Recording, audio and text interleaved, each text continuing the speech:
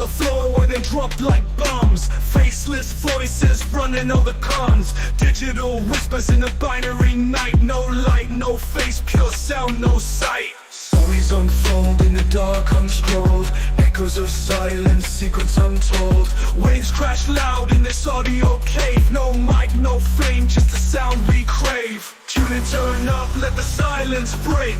Raw, unfiltered, hear the earthquake. No mic needed, just a vibe that's real. Faceless words you can touch and feel.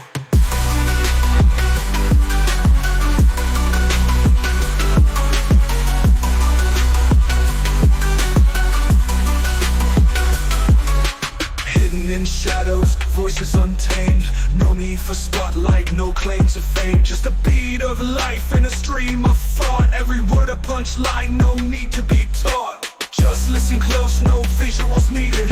Raw conversation, unprocessed, unseated. Feel the pulse in every sentence said. No distractions, just thoughts in your head. Whispers of the streets, rumbling through. Faceless yet vivid, a world in view. No mic, just souls, connecting in flow. Pure and raw, let the rhythm go.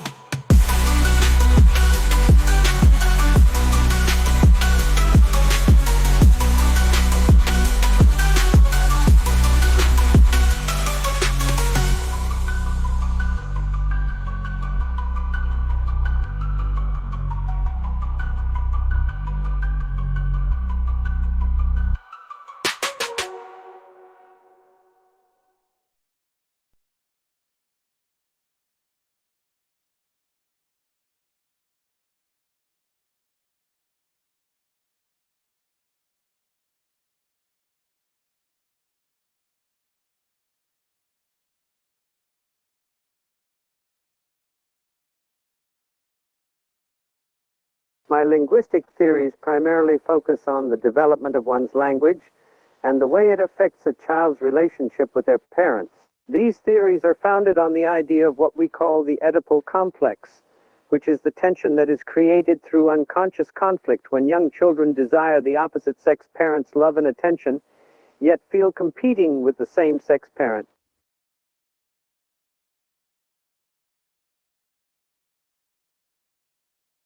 According to my psychoanalytic theory, human thought is based on what we unconscious desires and drives, and language reflects this. So the structure of a sentence can be seen as a reflection of the unconscious mind's hidden thoughts and feelings.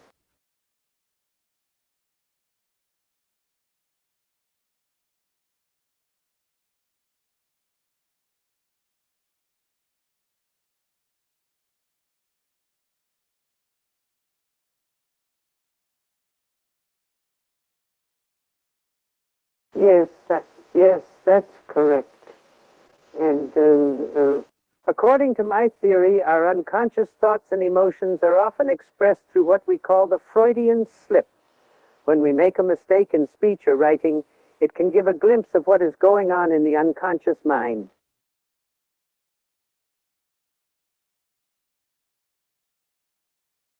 Yes, that's possible. The id is the primal and unconscious part of the mind that is governed by the pleasure principle and represents our basic instincts and desires. According to my theory, dreams are often a way for the unconscious to express itself through symbols and imagery. The syntax of a dream narrative can reflect this chaos and disorganization of the unconscious mind.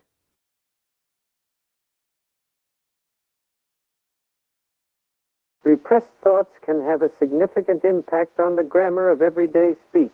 According to psychoanalytic theory, repressed thoughts and memories can surface in the form of errors or slips in language. For example, a person who is trying to repress traumatic memories of abuse could inadvertently use certain words or phrases that hint at these traumas without realizing it. This can manifest in the form of grammatical errors or sentence structures that are disjointed or confused.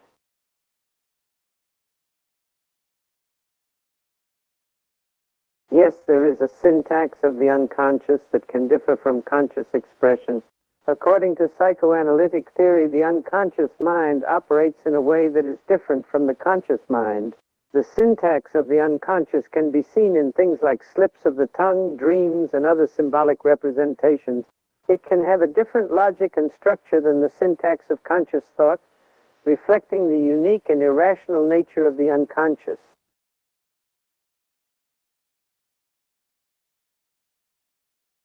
Yes, according to my theory, the depth of psychic repression can often be reflected in the complexity of a person's speech or writing.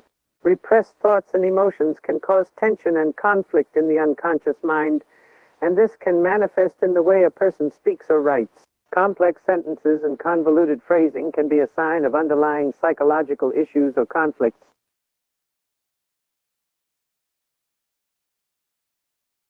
In the unconscious mind, words can acquire hidden or symbolic meanings through a process known as displacement. According to psychoanalytic theory, displacement is a defense mechanism that occurs when an unacceptable thought or wish is pushed into the unconscious and replaced by a less threatening or socially acceptable object or thought. The original thought or wish is still present in the unconscious mind, though often in distorted or symbolic form. For example, a person who is repressing a desire to harm another may begin to use words that hint at or substitute for this desire in their speech.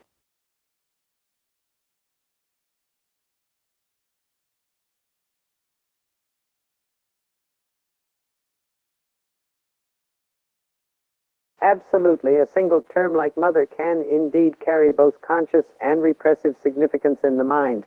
According to psychoanalytic theory, a person's relationship with their mother can be a source of both positive and negative emotions, as well as repressed memories and conflicts. The term mother can elicit a range of associations, conscious and unconscious, in the mind of the individual.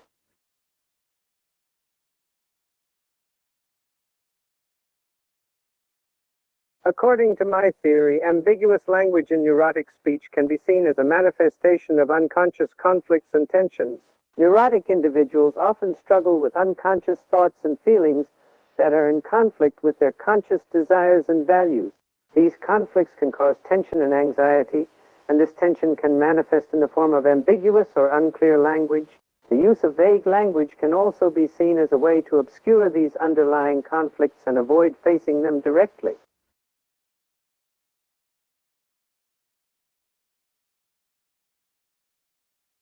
According to psychoanalytic theory, the ego, id, and superego are three different aspects of the mind, each with their own desires and values.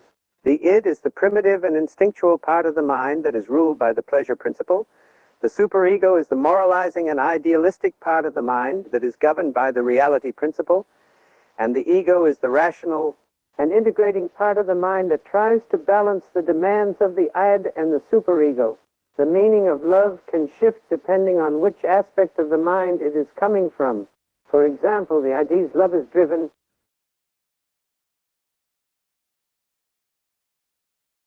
The id's love is driven by instinctual and sexual desire and is focused on satisfying immediate needs and desires. The superego's love is governed by ideals and morals and is focused on what is considered good or right. The ego's love is a balance of both, taking into account the needs and desires of the id while also considering the moral standards of the superego.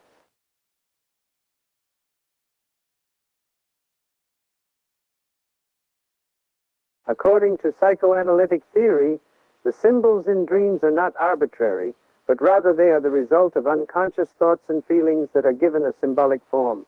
Dreams are the mind's attempt to resolve unconscious conflicts and desires through the use of symbols. In this sense, the symbols in dreams can be seen as a kind of semantic code awaiting translation, as they represent the unconscious mind's attempt to communicate difficult or repressed thoughts and feelings to the conscious mind.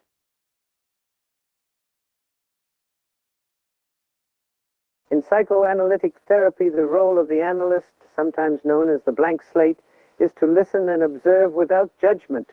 The analyst's silence can play a significant role in eliciting true speech from the patient.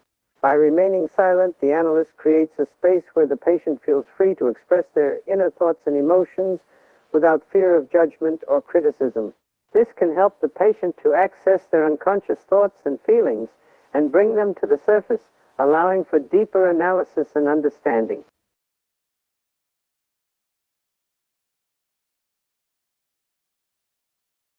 In psychoanalytic therapy, the intent behind a patient's hesitant phrasing can often provide significant insights into their inner thoughts and feelings.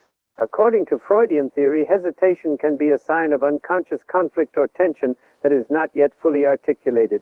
The analyst might interpret the patient's hesitation as a sign that they are grappling with a difficult or uncomfortable thought or feeling that they are not yet ready to express explicitly. The analyst may then use this hesitation as a starting point for further exploration and interpretation.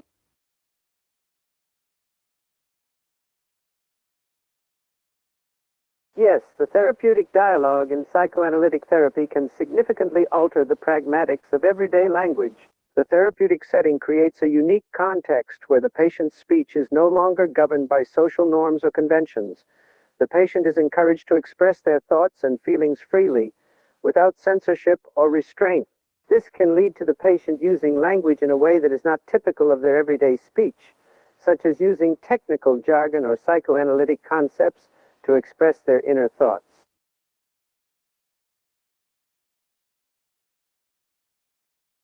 Yes, the tone of a voice can belie what words attempt to conceal. The tone of voice can contain a range of information beyond just the words themselves, including the speaker's emotions and attitude.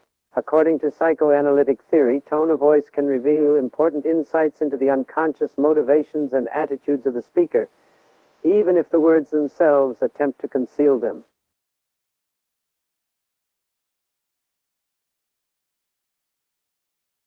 In psychoanalytic therapy, the analyst's choice of questions can play a significant role in shaping the patient's verbal response. The analyst's questions are carefully chosen to encourage the patient to explore and express their thoughts and feelings more deeply, and to uncover any unconscious conflicts or tensions that may be present.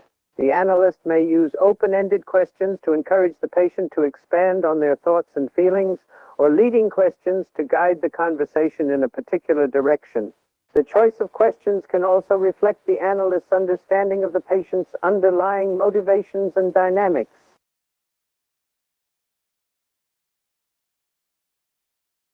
One way Freud attempted to persuade skeptics of psychoanalysis was to carefully choose and craft his case studies to illustrate the underlying principles and mechanisms of psychoanalytic theory. Freud meticulously analyzed the cases of his patients, looking for patterns and connections between their symptoms, dreams, and other aspects of their behavior.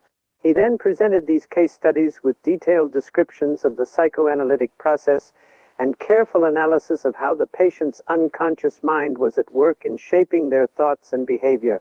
These case studies served as evidence to support Freud's theories and to demonstrate the effectiveness of psychoanalysis as a therapy.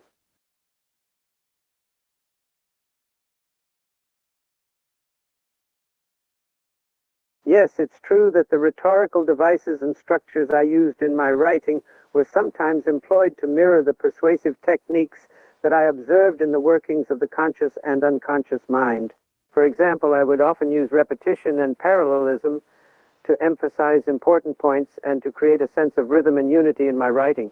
I would also use examples and anecdotes to illustrate my points and to make them more relatable and comprehensible to the reader.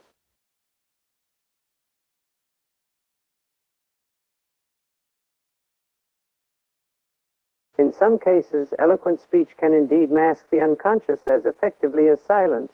When an individual uses elaborate language and persuasive rhetoric, they may be able to distract the listener's attention away from what is missing or not being said. By drawing attention to the form of the speech, the speaker may be able to conceal the content of their unconscious thoughts and feelings. In this way, eloquence can serve as a tool for deflection and camouflage, just as silence can. Balancing scientific precision and narrative appeal in my texts is a delicate task. On one hand, it is important to provide rigorous and thorough explanations of the concepts and theories I am presenting with clear evidence and reasoning. On the other hand, I recognize that readers are more likely to engage with and retain information if it is presented in a compelling and engaging way. To strike this balance, I try to use clear and concise language, provide concrete examples and analogies, and structure my writing in a way that flows smoothly and logically. By combining rigor and appeal, I aim to create texts that are both informative and enjoyable to read.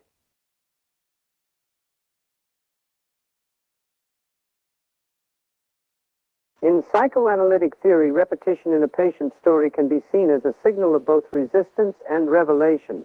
Repetitive themes or patterns in a patient's speech or behavior can indicate unconscious conflicts or compulsions that are resurfacing despite the patient's attempts to repress or avoid them. At the same time, repetition may also suggest that the patient is struggling to integrate or move beyond a particular issue, and that this issue may be a key area for further exploration and insight in the course of therapy.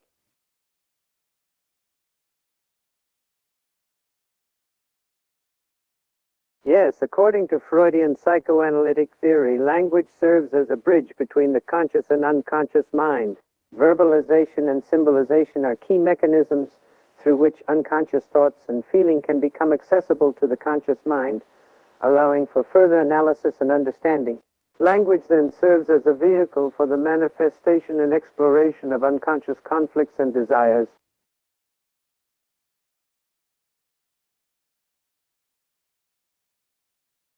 Yes, I believe that the limits of language can indeed define the limits of self-awareness, at least to a certain extent. Language is the primary tool we use to communicate and express our thoughts, feelings, and experiences, and it shapes the ways in which we understand and perceive ourselves and the world around us. However, language is limited in its ability to fully capture the complex and nuanced nature of our inner experiences, and there may be aspects of our consciousness that are difficult or impossible to articulate through language alone.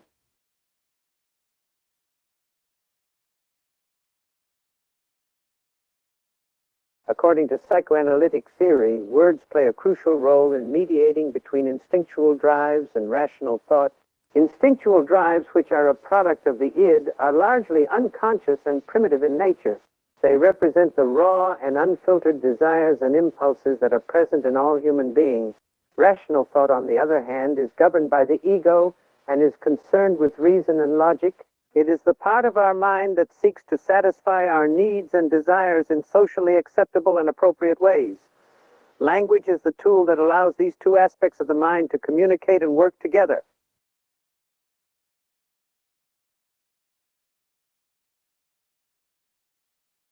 In dream analysis, the fragmented and disjointed nature of dream reports is often seen as a reflection of the way in which unconscious thoughts and memories are processed in the mind.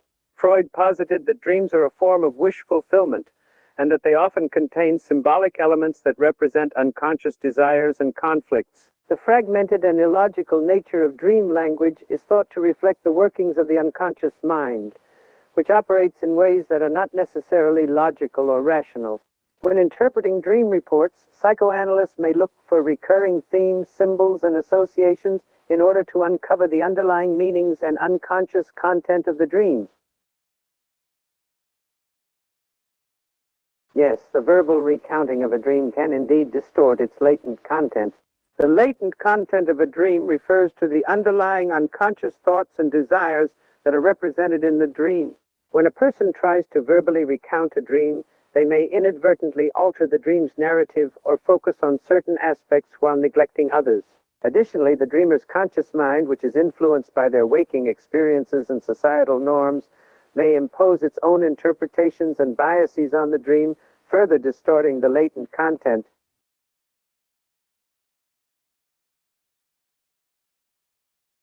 According to Freudian psychoanalytic theory, there is no universal grammar to the symbolic language of dreams. Dreams are thought to be highly individualized, and the symbols and imagery that appear in them are believed to be unique to each person. The meaning of these symbols is thought to reflect the specific memories, feelings, and experiences that are present in the dreamer's unconscious mind. That said, there are some similarities in the types of symbols that appear in dreams, such as water, fire, and animals, but these symbols can have different meanings for different people.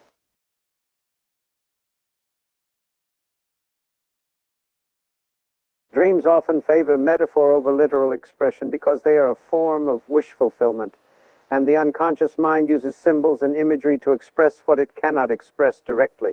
Dreams are believed to represent the workings of the unconscious mind and are seen as a way for the ego to find a compromise between the demands of the id, primitive and instinctual desires, and the constraints of societal norms.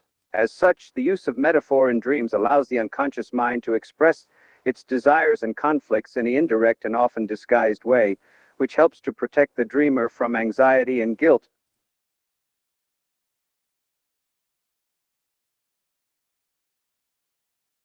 In dreams, Freud described a phenomenon called condensation, which refers to the way in which multiple ideas, memories, and images are condensed into a single symbol or phrase.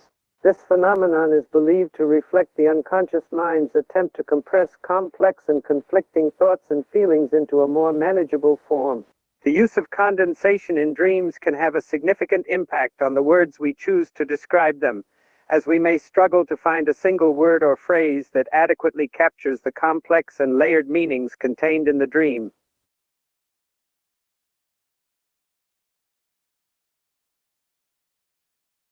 Freud believed that a slip of the tongue, or lapsus linguae as he called it, was a royal road to the unconscious mind because it represented a brief and unintentional revelation of unconscious thoughts. According to Freud, the slip of the tongue occurs when a thought that is present in the unconscious mind momentarily disrupts the normal flow of speech, resulting in the uttering of a word or phrase that is unintended or inappropriate in the given context. Freud believed that these slips could provide clues to the unconscious conflicts and tensions that are present in the individual's mind.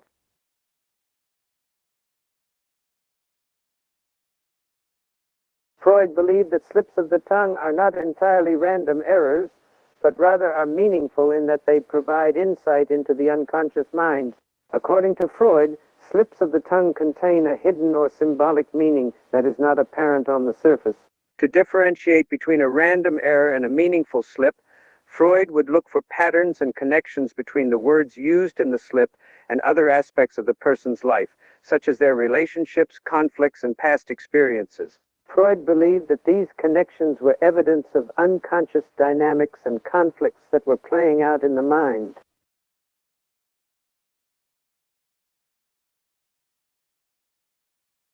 According to Freud, the frequency of verbal slips is thought to be related to psychic tension. He believed that slips are more likely to occur when a person is under stress, anxious, or conflicted, as these emotional states can disrupt the normal functioning of the mind and lead to errors. Additionally, Freud suggested that slips may also occur as a result of internal conflict, in which a person is aware of a forbidden thought or desire, but is unable to articulate it consciously.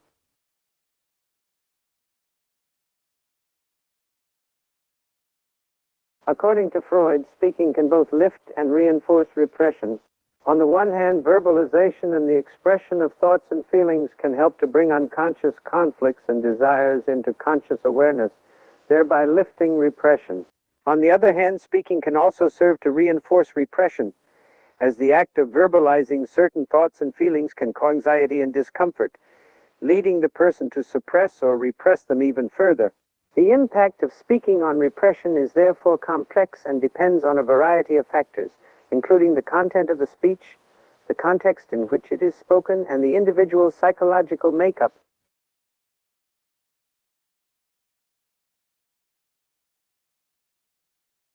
Freud viewed language as a critical factor in the development of the ego, the rational and conscious part of the mind that mediates between the id, primitive desires, and the superego, moral conscience. According to Freud, the acquisition of language helps the child to control and direct their id impulses and to regulate their interactions with the external world. The ego is formed as a result of the child's interactions with their environment and the language they use to communicate with others.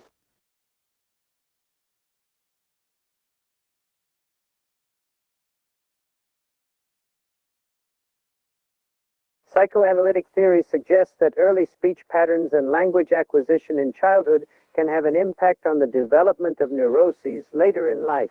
For example, a child who experiences significant trauma or conflict during the language acquisition process may develop neuroses later in life as a result of trying to repress or resolve these conflicts.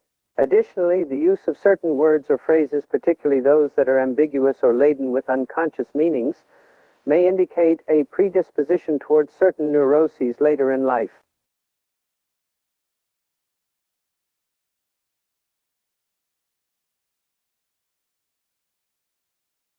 In Freudian theory, the primal language of infancy, which refers to the sounds and vocalizations that young children make before they acquire spoken language, is believed to be closer to the unconscious than adult speech. Freud believed that infants use language to express their basic needs and desires without the influence of societal norms and conventions.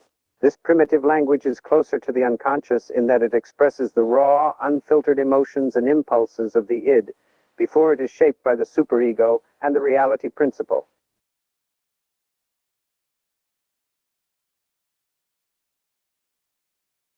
In psychoanalytic therapy, free association is used as a technique to access the unconscious mind.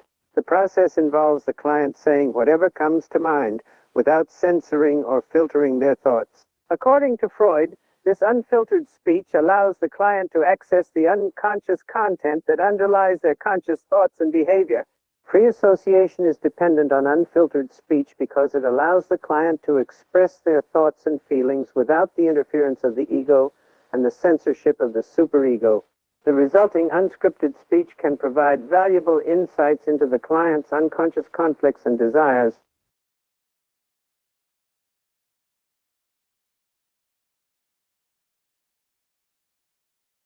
In psychoanalytic therapy, the analyst's interpretation of a patient's linguistic habits can have a significant impact on the patient's speech patterns. Through the course of therapy, the analyst may notice certain words, phrases, or topics that are repeatedly used or avoided by the patient. The analyst can interpret these patterns to gain insight into the patient's unconscious thoughts and feelings.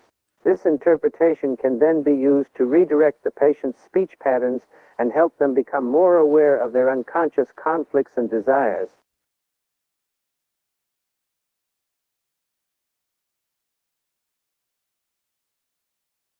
In psychoanalytic therapy, the cure of a neurosis, a form of mental disorder characterized by tension and mental suffering, can be measured to some extent by changes in the patient's language. Changes in the patient's speech patterns, such as the reduction of certain repetitive phrases or the appearance of new, more positive expressions, can be seen as indicators of improvements in their mental state and the resolution of their neurotic symptoms. However, it's important to note that language change cannot solely determine the cure of a neurosis.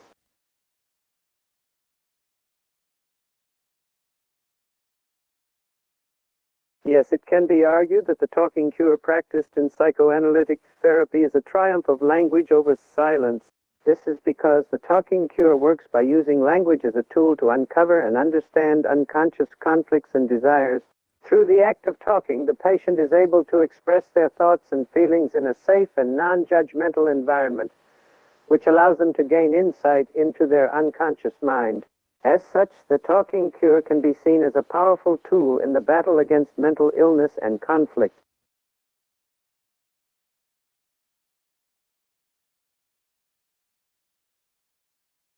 The technical terms used in psychoanalysis, such as libido, the psychic energy that underlies personality, emotions, drives, and impulses, that is, the mental representation of the life and sexual energy, can be challenging for those unfamiliar with the field to understand. To ensure that my use of technical terms clarifies rather than confuses, I try to provide clear definitions and explanations of each concept, and provide examples where possible to help illustrate the meaning and relevance of the term. Additionally, I may also make an effort to use more colloquial or everyday language when possible, and avoid technical jargon unless necessary for clarity.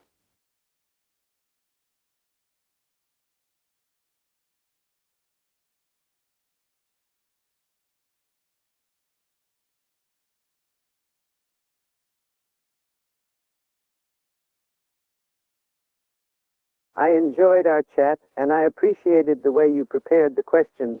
They were clear and thoughtfully phrased, and I hope that my responses were helpful and informative.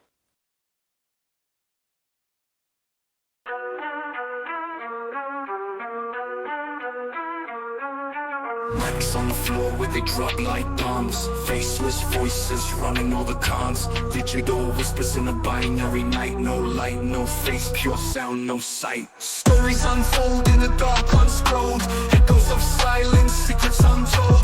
Waves crash loud in this audio cave. No light, no fame, just the sound we crave. Tune in, turn up, let the silence break. Raw, unfiltered, Faceless words you can touch and feel.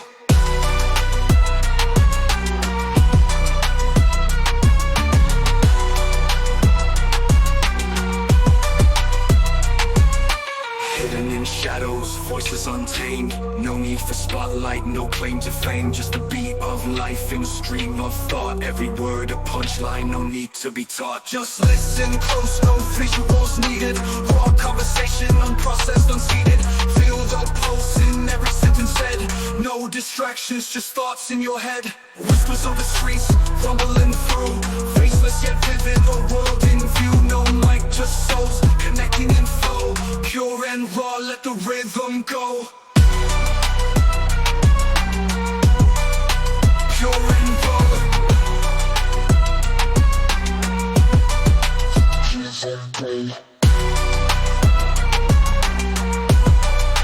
Pure and raw.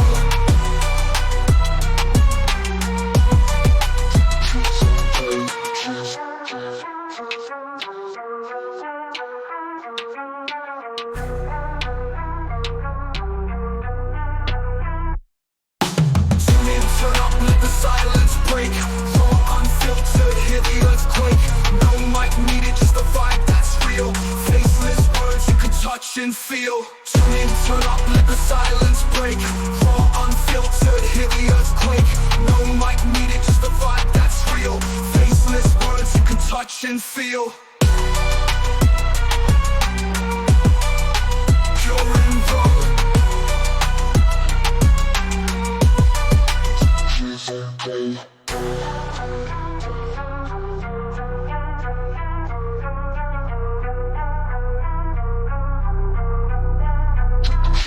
Okay.